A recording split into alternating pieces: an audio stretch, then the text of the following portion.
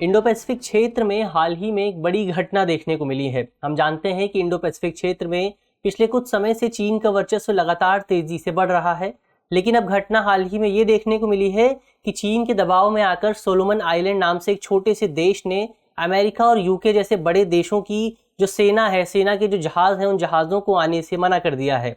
आज इस वीडियो में हम इसी विषय से संबंधित तमाम पहलुओं को समझने की कोशिश करेंगे। मेरा नाम है अक्षय और आपका स्वागत है दृष्टि आईएएस की इस नई वीडियो में। वीडियो शुरू करते हैं और सबसे पहले वीडियो की रूपरेखा को समझ लेते हैं, यानी उन बिंदुओं की बात कर लेते हैं जिनके माध्यम से हम अपनी चर्चा को आगे बढ़ाएंगे। तो वीडियो में सबसे पहले हम न्यूज़ यानी खबर को देखेंगे। इसके बाद सोलोमन द्वीप का जो हालिया निर्णय है उस निर्णय को समझने की कोशिश करेंगे। साथ ही सोलोमन द्वीप की अवस्थिति के बारे में भी बात करेंगे, उसकी लोकेशन को भी जानेंगे। इसके अलावा इस पूरे क्षेत्र में चीन की क्या भूमिका है, इस पूरी घटना में चीन का क्या रोल है, उस पर भी बात करेंगे। साथ ही इस क्षेत्र में चीन का क्या हित है, क्या इंटरेस्ट मौजूद है, उन इंटरेस्ट को समझने की कोशिश करेंगे। इसके अलावा इस पूरी घटना से अमेरिका और अन्य देशों के लिए क्या खतरा पैदा हो सकता है, उसको समझेंगे। अंत में आगे की राह पर बात करेंगे और एक प्रश्न पर भी चर्चा करेंगे। प्रश्न मेंस का है और आप 250 शब्दों में इसे लिखने की कोशिश कर सकते हैं। आज का जो हमारा पूरा वीडियो है वो सामान्य अध्ययन प्रश्न पत्र 2 से संबंधित है और आप इसे अंतर्राष्ट्रीय संबंध और संधि और समझौते जैसे खंडों से जोड़कर देख सकते हैं। वीडियो शुरू करते हैं और सबसे पहले आज की हमारी खबर देख लेते हैं। आज की हमारी जो न्यूज़ है वो इंडियन एक्सप्रेस के एक्सप्लेन्ड सेक्शन से है। हमारी खबर है Why has the Solomon Islands blocked foreign navy vessels? यानी सोलोमन आइलैंड ने हाल ही में अन्य देशों के जो नेवी वेसल्स हैं, नेवी जहाज हैं, नौसैनिक जहाज हैं, उन जहाज़ों को अपने देश में आने से रोक क्यों दिया है, उन पर एक ब्लॉकेड क्यों लगा दिया है, एक अवरुद्ध क्यों लगा दिया है। इसी को लेकर इस पूरी खबर में, इस न्यूज़ में बात की गई है। चलिए आगे बढ़ते हैं और सबसे पहले देख लेते हैं कि सोलोमन आइलैंड का हालिया निर्णय क्या है, उस निर्णय पर बात कर लेते हैं। तो सोलोमन आइलैंड के प्रधानमंत्री ने हाल ही में ये घोषणा की है कि सोलोमन आइलैंड में किसी भी अन्य देश का नौसैनिक जहाज तब तक नहीं जा सकेगा जब तक कि सोलोमन आइलैंड की सरकार द्वारा इस संबंध में एक नवीन प्रक्रिया निर्धारित नहीं कर दी जाती है, एक नया प्रोसेस डिसाइड नहीं कर दिया जाता है कि किस तरह से अन्य देशों के जहाज सोलोमन आइलैंड में आएंगे। इस संबंध में वहां की सरकार अब एक नई प्रक्रिया को लाने की कोशिश कर रही है। सोलोमन आइलैंड की सरकार का कहना है, प्रधानमंत्री का कहना है कि इस पूरे निर्णय का प्राथमिक उद्देश्य सोलोमन आइलैंड के विशेष आर्थिक क्षेत्र यानी एक्सक्लूसिव इकोनॉमिकल जोन का बेहतर प्रबंधन सुनिश्चित करना है। हालांकि जानकारों का मानना है कि ये जो सोलोमन आइलैंड की सरकार द्वारा कदम उठाया गया है, ये कदम मुख्य तौर पर अंतर्राष्ट्रीय प्रथाओं से हटकर उठाया गया है, यानी इंटरनेशनल प्रैक्टिस इस तरह की नहीं होती है कि किसी देश के जहाज को रोका जाए। ये जो कदम है जाहिर तौर पर, स्पष्ट तौर पर अंतर्राष्ट्रीय प्रथाओं से हटकर है और जानकारों का कहना है कि ये जो कदम है वो मुख्य तौर पर चीन के दबाव में आकर लिया गया है और इस पूरे कदम से इस पूरे क्षेत्र में, इंडो पैसिफिक क्षेत्र में, खासतौर पर सदर्न पैसिफिक क्षेत्र में चीन का वर्चस्व और ज्यादा बढ़ रहा है। इससे इस बात की पुष्टि और ज्यादा होती है। पता चलता है कि इस तरह से सोलोमन द्वीप और दक्षिणी प्रशांत क्षेत्र पर चीन का प्रभाव और ज्यादा तेजी से बढ़ रहा है। तो ये तो सोलोमन द्वीप के हालिया निर्णय की बात हुई। अब इस पूरे क्षेत्र में, इस पूरी घटनाक्रम में चीन की क्या भूमिका है, उस भूमिका को समझने से पहले हमें सोलोमन द्वीप की अवस्थिति को समझना होगा, उसकी लोकेशन पर बात करनी होगी। तो सोलोमन द्वीप प्रशांत महासागर के दक्षिणी हिस्से में, सदर्न हिस्से में मौजूद द्वीपों की एक श्रृंखला है, आइलैंड्स की एक चैन है, जिसमें मुख्य तौर पर 6 बड़े द्वीप शामिल हैं और 900 से ज्यादा छोटे द्वीप शामिल हैं। ये जो सोलोमन आइलैंड है ये भारत की तरह ही पहले एक ब्रिटिश उपनिवेश था, एक ब्रिटिश कॉलोनी था। इसके बाद साल 1978 में इसे ब्रिटेन से आज़ादी प्राप्त हुई थी और आज़ादी के बाद सोलोमन आइलैंड में संवैधानिक राजतंत्र की व्यवस्था को अपनाया गया था। यानी सोलोमन आइलैंड में कोई भी इलेक्टेड हेड ऑफ स्टेट नहीं होता है, बल्कि सोलोमन आइलैंड का जो हेड ऑफ स्टेट है वो कोई और नहीं बल्कि ब्रिटेन की महारानी क्वीन एलिजाबेथ सेकंड ही है, जो कि सोलोमन आइलैंड के अलावा कई अन्य तमाम छोटे छोटे देशों की भी हेड ऑफ स्टेट है। यानी उन देशों में भी कॉन्स्टिट्यूशनल मोनार्की को अपनाया गया है। तो सोलोमन आइलैंड में भी कॉन्स्टिट्यूशनल मोनार्की को अपनाया गया था। अब ये जो सोलोमन आइलैंड है, ये देश, ये जो छोटा सा देश है, ये इस लिहाज से भी महत्वपूर्ण है कि सेकेंड वर्ल्ड वॉर के दौरान इस सोलोमन आइलैंड में जापान और अमेरिका के बीच भी कुछ लड़ाइयाँ लड़ी गई थी। इसीलिए इस पूरे क्षेत्र को काफ़ी विशेष माना जाता है, क्योंकि इस पूरे क्षेत्र की द्वितीय विश्व युद्ध से भी जुड़ी कुछ यादें मौजूद हैं। एक बार मैप पर देखें इस पूरे क्षेत्र को, तो ये है हमारा सदर्न पैसिफिक ओशियन, यानी पैसिफिक ओशियन और पैसिफिक ओशियन का सदर्न हिस्सा, और इसी हिस्से में मौजूद है सोलोमन आइलैंड जो कि छोटे छोटे आइलैंड्स की एक समूह है, आइलैंड्स की एक चैन है। 6 बड़े आइलैंड्स और 900 छोटे छोटे द्वीप शामिल हैं। इसके जो सबसे पास देश है वो है ऑस्ट्रेलिया। इसके अलावा न्यूजीलैंड भी इसके काफी ज्यादा करीब पड़ता है। तो ये तो बात हुई सोलोमन आइलैंड की अवस्थिति की, उसकी लोकेशन की। अब आगे बढ़ते हैं और इस पूरे घटनाक्रम में इस पूरी घटना में चीन की क्या भूमिका है, उस भूमिका पर बात कर लेते हैं। तो आपको याद होगा कि इसी साल अप्रैल महीने में चीन की सरकार ने सोलोमन आइलैंड की सरकार के साथ मिलकर एक सुरक्षा समझौते को संपन्न किया था। एक सुरक्षा समझौते को लेकर इस पूरे सुरक्षा समझौते पर दोनों देशों की सरकारों द्वारा हस्ताक्षर किए गए थे। अब इस पूरे सुरक्षा समझौते को लेकर उस समय दुनिया भर के तमाम देशों ने अपनी चिंताएं जाहिर की थी और इस समझौते को लेकर तमाम स्तरों पर विवाद भी देखने को मिला था, क्योंकि समझौते के कई प्रावधान, कई प्रोविजंस काफी ज्यादा विवादास्पद थे। आधिकारिक तौर पर बात करें, यानी सोलोमन आइलैंड की सरकार द्वारा और चीन की सरकार द्वारा ऑफिशियल तौर पर क्या कहा गया था, तो आधिकारिक तौर पर चीन की सरकार और सोलोमन आइलैंड की सरकार का कहना था कि ये जो समझौता है, समझौते का प्राथमिक उद्देश्य सोलोमन आइलैंड द्वीप की सुरक्षा सुनिश्चित करना है, सोलोमन आइलैंड की सुरक्षा सुनिश्चित करना है। जो भी इंटरनल कॉन्फ्लिक्ट्स वहां पैदा हो रहे हैं उन कॉन्फ्लिक्ट्स को कम करना है। लेकिन कई जानकारों द्वारा इस पूरे विषय को लेकर चिंता जाहिर की जा रही थी कि इस पूरे समझौते के जो प्रावधान है, इस सुरक्षा समझौते के जो प्रोविजंस हैं, वो आगे चलकर काफी ज्यादा खतरनाक साबित हो सकते हैं। इस समझौते के प्रावधानों के मुताबिक चीन के जहाज या फिर चीन के युद्धपोत किसी भी समय सोलोमन आइलैंड द्वीप का दौरा कर सकते हैं। इसके अलावा चीन के जहाज इस पूरे द्वीप में रुक भी सकते हैं, वहां पर डॉक कर सकते हैं। इसके अलावा चीन के जहाज लॉजिस्टिक रिप्लेसमेंट भी कर सकते हैं, लॉजिस्टिक सहायता भी उस क्षेत्र से, सोलोमन द्वीप से प्राप्त कर सकते हैं। इसके अलावा इस समझौते में प्रावधान किया गया था कि सोलोमन आइलैंड में चीन द्वारा जो भी परियोजनाएं शुरू की गई हैं, उन परियोजनाओं की सुरक्षा सुनिश्चित करने के लिए भी चीन इस पूरे क्षेत्र में अपनी सेना की नियुक्ति कर सकता है। इसके अलावा अगर सोलोमन आइलैंड द्वीप में किसी भी तरह की सामाजिक व्यवस्था पर खतरा उत्पन्न होता है, तो सामाजिक व्यवस्था को बनाए रखने के लिए भी चीन अपनी सेना नियुक्त कर सकता है। तो जाहिर तौर पर ये जो प्रावधान थे, ये प्रावधान काफी ज्यादा विवादास्पद थे और इन्हीं की वजह से अमेरिका और अन्य तमाम अमेरिका के सहयोगी देशों द्वारा अपनी चिंताएं जाहिर की गई थी। इन देशों की चिंता थी कि इस पूरे समझौते के माध्यम से चीन व्यापक स्तर पर आगे आने वाले समय में इस क्षेत्र में अपनी सेना की नियुक्ति कर सकेगा, सैनिकों की नियुक्ति कर सकेगा और इस समझौते के माध्यम से चीन इस पूरे क्षेत्र में सोलोमन आइलैंड में अपने मिलिट्री बेस भी स्थापित करने की कोशिश करेगा, जिसकी वजह से इस पूरे क्षेत्र के आसपास जो अमेरिकी सहयोगी देश मौजूद हैं, उन देशों की सुरक्षा पर एक बड़ा खतरा पैदा होगा। हालांकि सोलोमन आइलैंड के प्रधानमंत्री ने इस तरह की तमाम चिंताओं को खारिज कर दिया था। सोलोमन आइलैंड के प्रधानमंत्री मनासेह सोगावेर का कहना था कि ये जो समझौता है, ये मुख्य तौर पर चीन के माध्यम से सोलोमन आइलैंड की सुरक्षा सुनिश्चित करेगा और इस समझौते के माध्यम से चीन आगे आने वाले समय में किसी भी तरह का मिलिट्री बेस स्थापित नहीं कर सकेगा। यानी उन्होंने इन तमाम आशंकाओं को खारिज करने, इन आशंकाओं को कम करने, खतरों को समाप्त करने की कोशिश की थी। हालांकि उनके बयान के बावजूद भी तमाम देशों द्वारा इस पूरे समझौते को लेकर अपनी चिंताएं जाहिर की जाती रही हैं। अब आगे बढ़ते हैं और इस क्षेत्र में चीन के हित क्या मौजूद हैं, उन हितों पर बात कर लेते हैं कि आखिर इस पूरे क्षेत्र में चीन इतना ज्यादा निवेश क्यों कर रहा है, चीन इतना ज्यादा ध्यान केंद्रित क्यों कर रहा है, आखिर चीन के इंटरेस्ट क्या है, चीन के हित क्या है इस पूरे क्षेत्र में। तो चीन के हितों की बात करें तो चीन की सरकार द्वारा इस पूरे क्षेत्र में जो भी द्वीप मौजूद हैं, जो भी आइलैंड कंट्रीज मौजूद हैं, उन द्वीपों को बेल्ट एंड रोड इनिशिएटिव के एक महत्वपूर्ण घटक के रूप में, एक महत्वपूर्ण कंपोनेंट के रूप में देखा जाता है। इसमें भी विशेष बात करें तो बेल्ट एंड रोड इनिशिएटिव का एक घटक है जिसका नाम है एयर सिल्क रोड।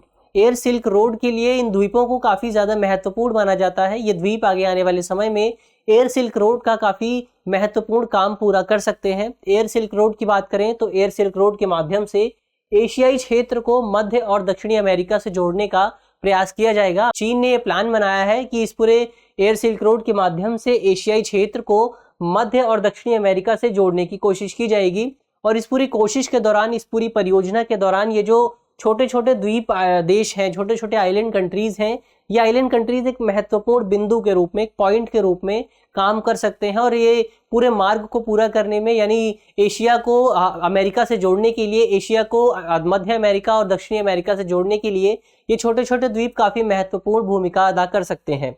इसके अलावा इस पूरी नीति को आगे बढ़ाते हुए साल 2021 तक चीन ने तकरीबन 10 प्रशांत द्वीप देशों के साथ BRI सहयोग समझौते पर दस्तावेज पर हस्ताक्षर कर लिए हैं। तो इस तरह से इस पूरे क्षेत्र में चीन अपने वर्चस्व को और ज्यादा बढ़ाने की कोशिश कर रहा है। इसके अलावा चीन ने इस पूरे क्षेत्र में काफी व्यापक स्तर पर निवेश भी किया है और इस निवेश के माध्यम से भी चीन इस क्षेत्र के देशों को नियंत्रित करने की कोशिश कर रहा है।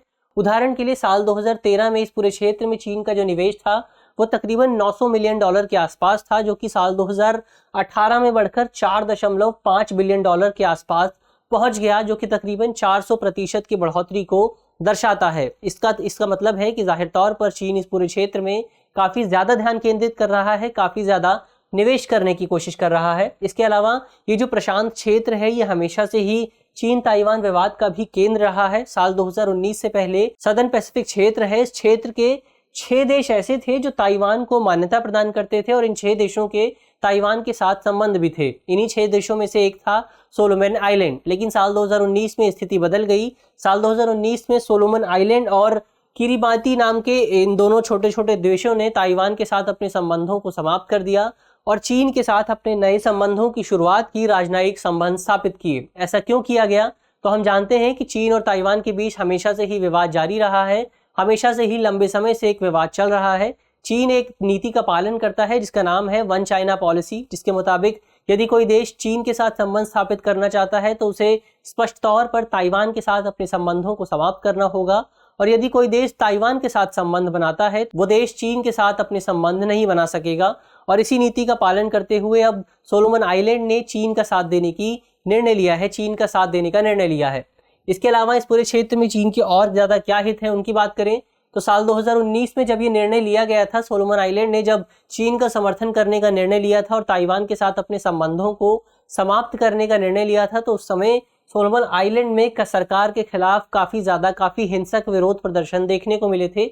और ऐसा भी कहा जाता है कि इस पूरे निर्णय के बदले चीन की सरकार द्वारा सोलोमन आइलैंड की सरकार को 730 मिलियन डॉलर की वित्तीय सहायता का भी वादा किया गया था। और ये जो इसके चलते जो विरोध प्रदर्शन हुए थे, इन्हीं विरोध प्रदर्शनों की वजह से सोलोमन आइलैंड में 4 लोगों की मौत भी हुई थी।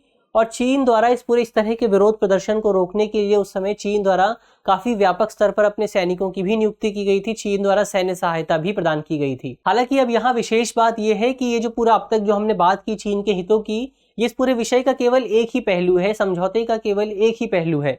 इसका एक दूसरा पहलू भी है। जानकारों का मानना है कि चीन और सोलोमन आइलैंड के बीच ये जो हालिया समझौता हुआ है, ये समझौता चीन की किसी भी व्यापक रणनीति का हिस्सा नहीं है, चीन की किसी भी बड़ी पॉलिसी का हिस्सा नहीं है जैसा कि इसे बताया जा रहा है, बल्कि समझौते का प्राथमिक उद्देश्य चीन द्वारा इस क्षेत्र में जो निवेश किया गया है, जो व्यापक स्तर पर इन्वेस्टमेंट की गई है, उस इन्वेस्टमेंट की सुरक्षा सुनिश्चित करना है। अब बीते कुछ समय से ऐसा ट्रेंड देखने को मिल रहा है कि चीन द्वारा जिन भी देशों में निवेश किया गया है, जिन भी देशों में चीन द्वारा परियोजनाओं की शुरुआत की गई है, उन देशों में सिविल अनअरेस्ट यानी नागरिक अशांति की वजह से चीन की परियोजनाओं को भारी नुकसान का सामना करना पड़ रहा है, चीन के निवेश को भारी नुकसान का सामना करना पड़ रहा है।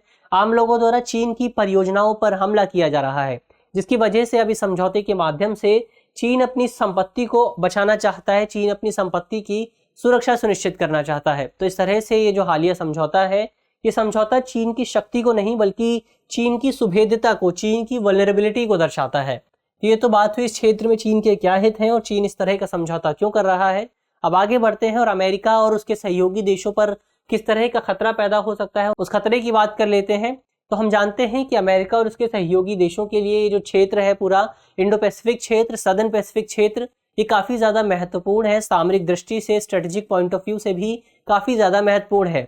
इसकी महत्वता को इस बात से समझा जा सकता है कि साल 1954 में अमेरिका के तत्कालीन राष्ट्रपति डेविड आइजनहावर ने इस पूरे क्षेत्र को संबोधित करते हुए कहा था कि ये जो दक्षिण प्रशांत क्षेत्र है, ये अमेरिकी लेक के रूप में इस क्षेत्र को संबोधित किया गया था। यानी उन्होंने इस पूरे क्षेत्र को अमेरिका के ही एक हिस्से के रूप में संबोधित किया था। अमेरिका के लिए इस क्षेत्र का महत्व काफी ज्यादा है और इसी क्षेत्र के महत्व को देखते हुए अमेरिका ने इस क्षेत्र में काफी व्यापक स्तर पर सैनिकों की नियुक्ति की है।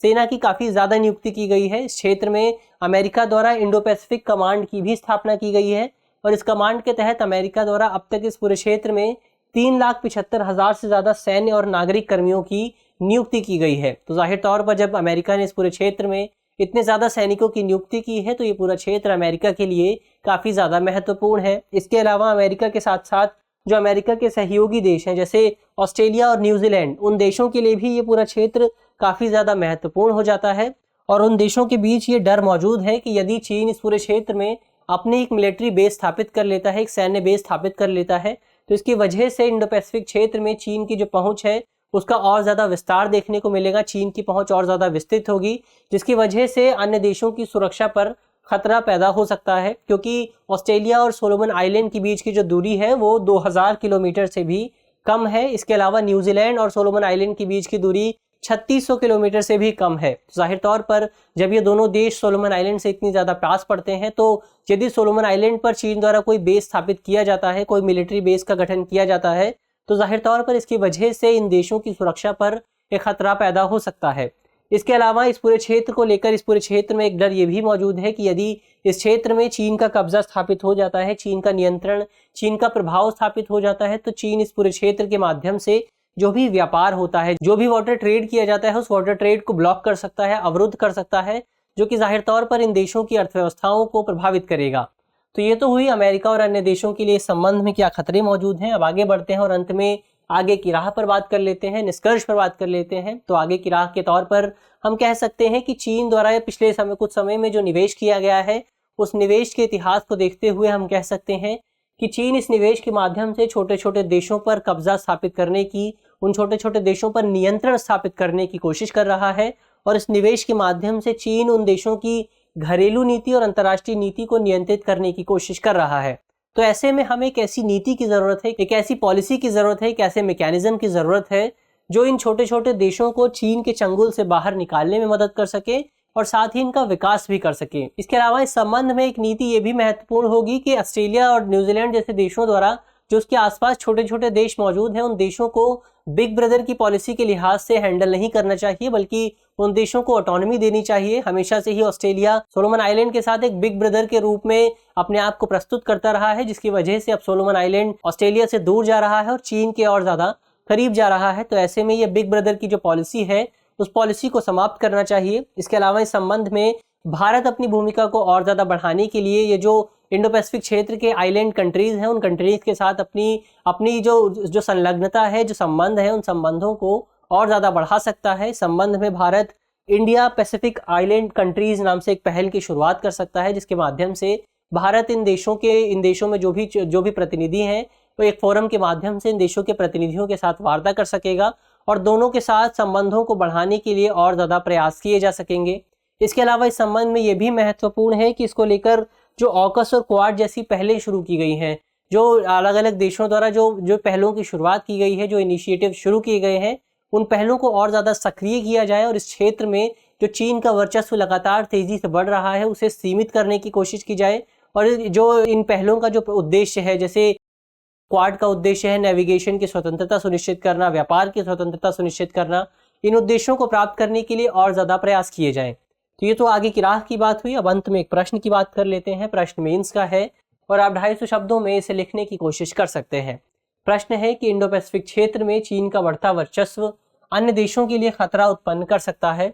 कथन के संदर्भ में क्वाड और ऑकस जैसी पहलों की भूमिका पर चर्चा कीजिए। यानी आपको बताना है कि किस तरह से इस पूरे क्षेत्र में, इंडो पैसिफिक क्षेत्र में जो चीन का वर्चस्व लगातार तेजी से बढ़ता जा रहा है, उस वर्चस्व के बढ़ने से इस पूरे क्षेत्र के अन्य देशों पर क्या खतरा उत्पन्न हो सकता है और इस संबंध में ऑकस और क्वाड जैसी पहलें क्या भूमिका अदा कर सकती हैं। इसके अलावा आप कमेंट बॉक्स में बता सकते हैं कि क्वाड पहल में कौन से 4 देश शामिल हैं। मुझे आशा है कि इस वीडियो के माध्यम से जिन भी बिंदुओं पर चर्चा की गई है वो आपको समझ में आएंगे और अगर आपके प्रश्न पत्र में इससे संबंधित कोई भी सवाल आता है तो आप उसे आसानी से हल कर सकेंगे। इस तरह की अन्य वीडियो देखने के लिए आप हमारे चैनल को भी सब्सक्राइब कर सकते हैं। धन्यवाद।